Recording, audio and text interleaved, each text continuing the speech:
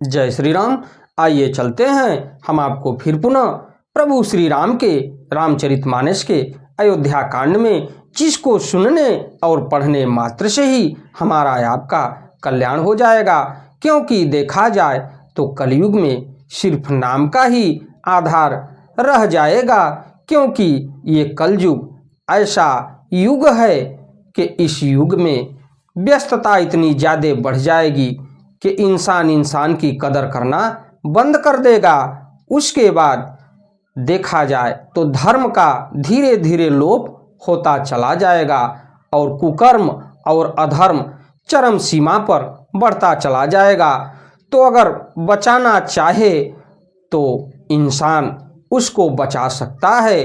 प्रभु श्री राम के रामचरितमानस की कथाओं के माध्यम से, और देखा जाए तो भोलेनाथ के श्री शिव महापुराण की कथाओं के माध्यम से या श्रीमद् भागवत गीता की कथाओं के माध्यम से, क्योंकि अंतिम पहलू अगर जीवन का देखा जाए तो यही सत्य है।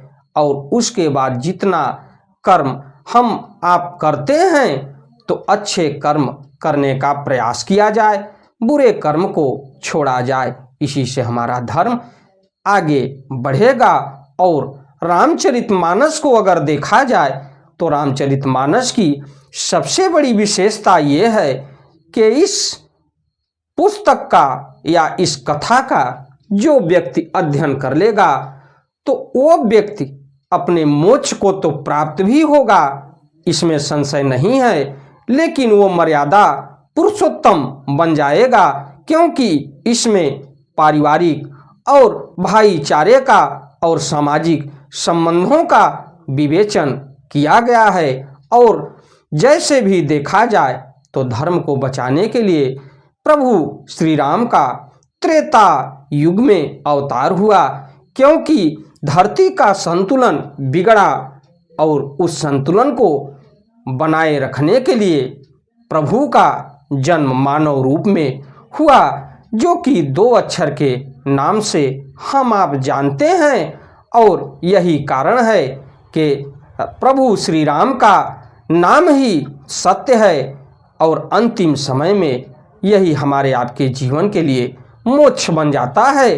तो इससे पहले हम आप मिलके अपने मोक्ष के लिए कुछ रास्ता चुन लें। ऐसा न हो कि आज हमारा पौरुष बहुत अच्छा चल रहा है तो हम उनको छोड़ दें, और जब पौरुष थक जाए तो राम राम रटते रहें। तो ऐसे आपको कहीं से भी कल्याण नहीं होगा।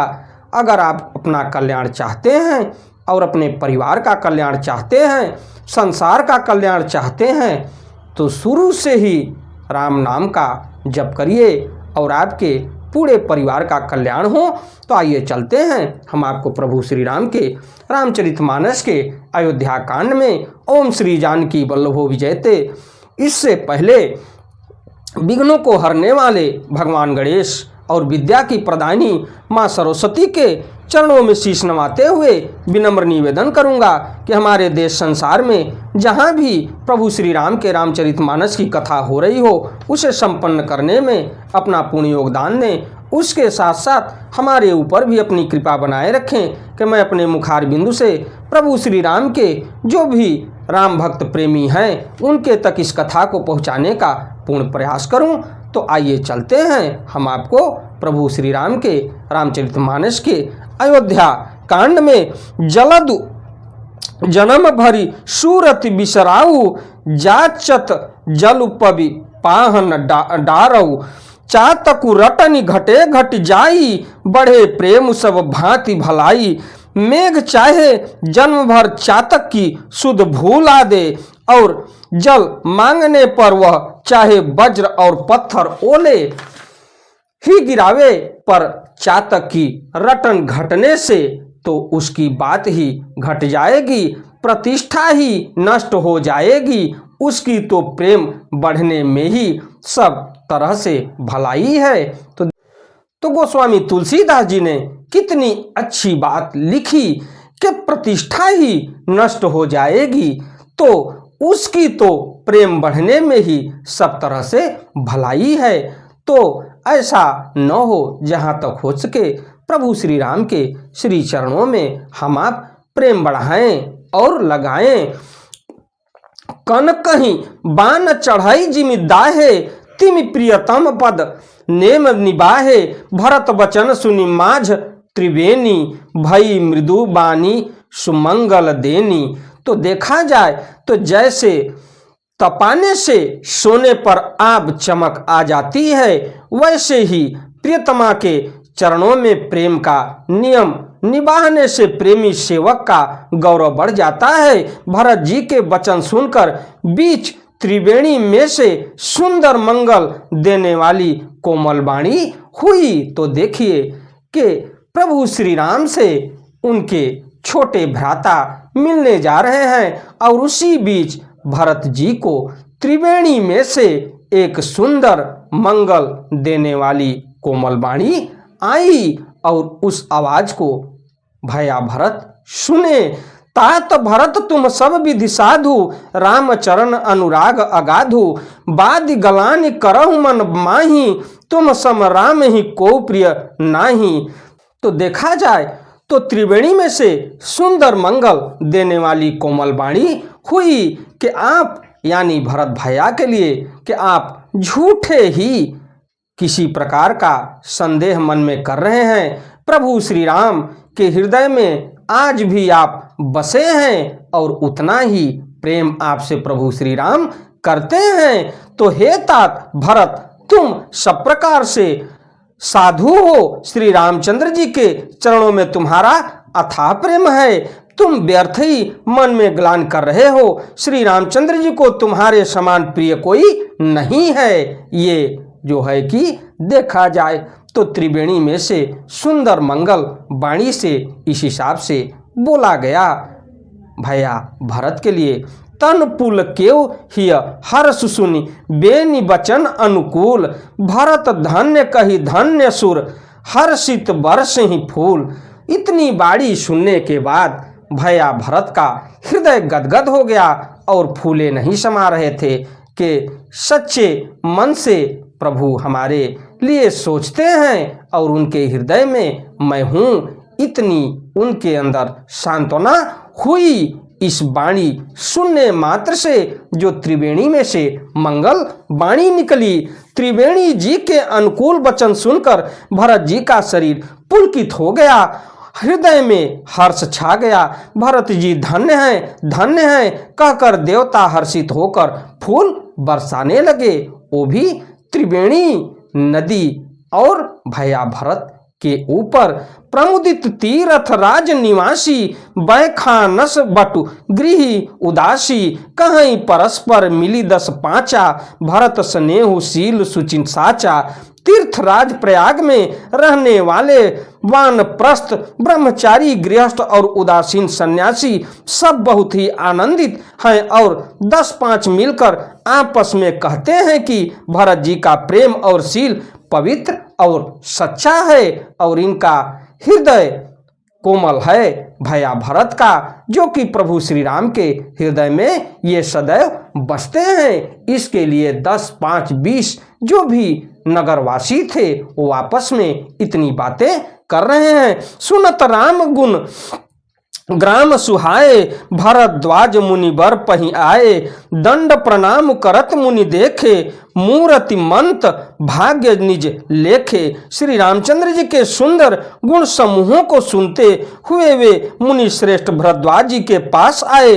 मुनि ने भरत जी को दंडवत प्रणाम करते हुए और उन्हें अपना मूर्तिमान सौभाग्य समझा।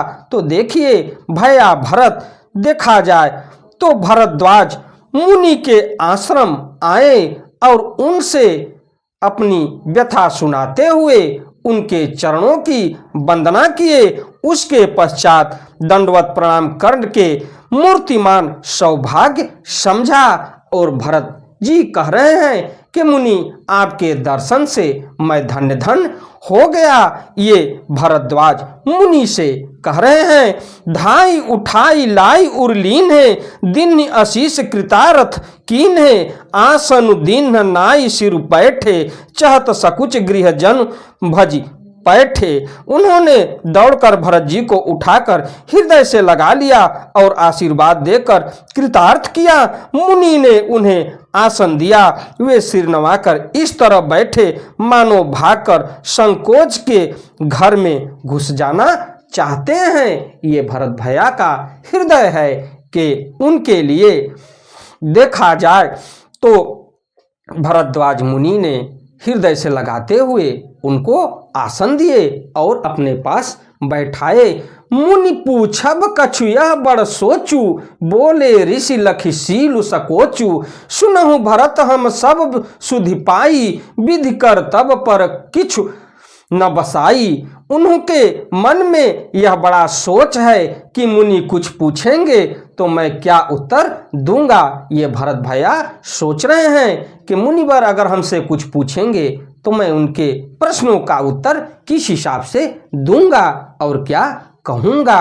तो उसके बाद भरत जी के शील और संकोच को देखकर ऋषि बोले, भरत सुनो, हम सब खबर पा चुके हैं। विधाता के कर्तव्य पर कुछ बस नहीं चलता। ये देखा जाए तो मुनि भरद्वाज कह रहे हैं, भरत भैया के अंदर विचार बन रहा है कि मुनिवर हमसे कुछ पूछे ना, हम क्या उत्तर देंगे। उससे पहले भरद्वाज मुनि ने स्वयं ही भरत जी से कहे कि मैं सब कुछ जानता हूँ और ये हमारा आपका दोष नहीं है, ये विधि का विधान है, तो इसके लिए आप निश्चिंत रहिए। तुम गलानि जिय जन करहु, समुझ मातु करतूत। तात कै कही दोष नहीं, गई गिरा मति धूत।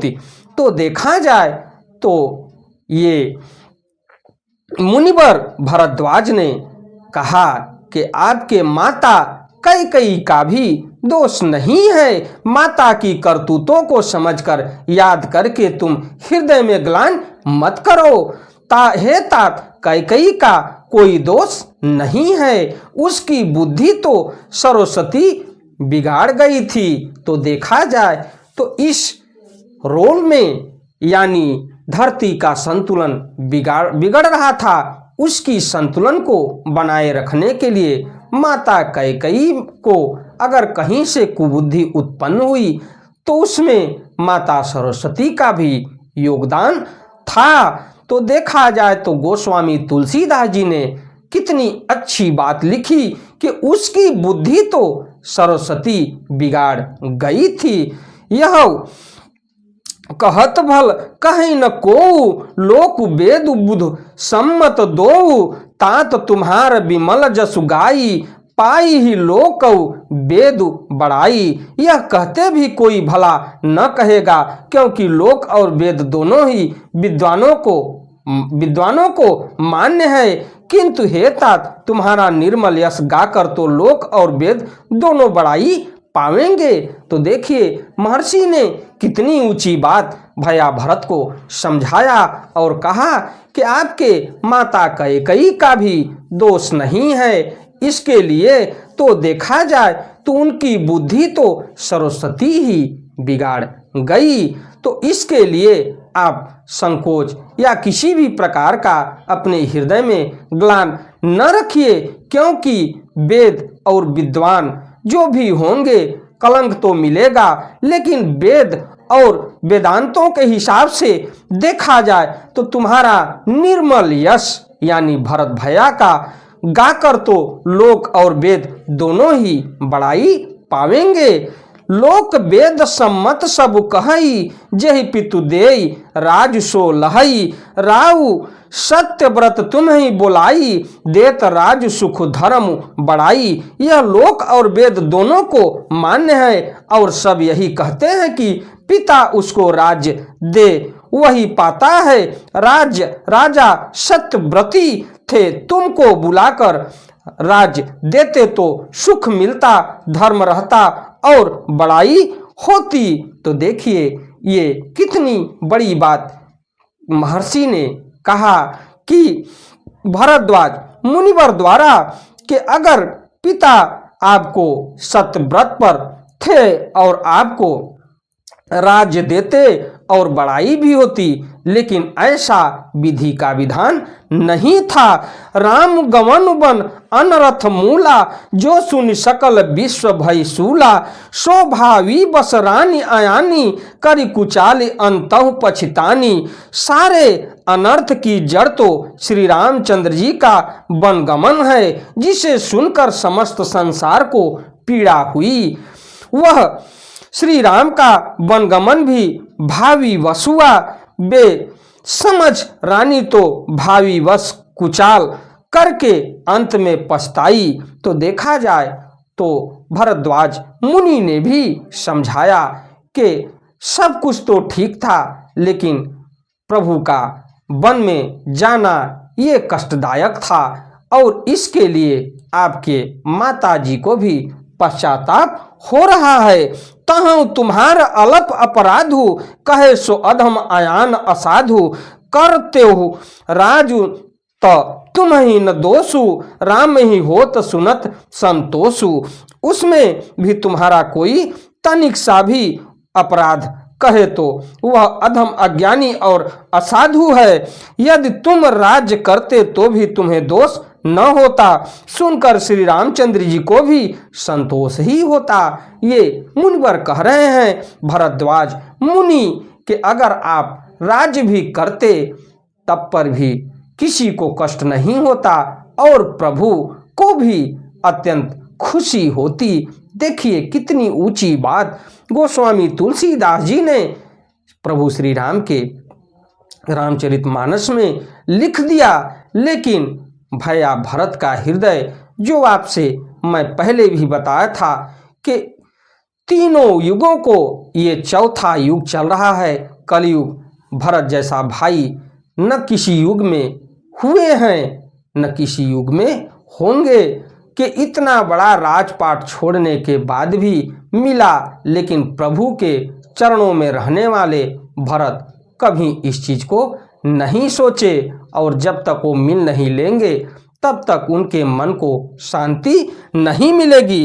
अब अति किन्हु भरत भल, तुम्हि उचित मत एहु। सकल सुमंगल मूल जग, रघुवर चरण स्नेहु।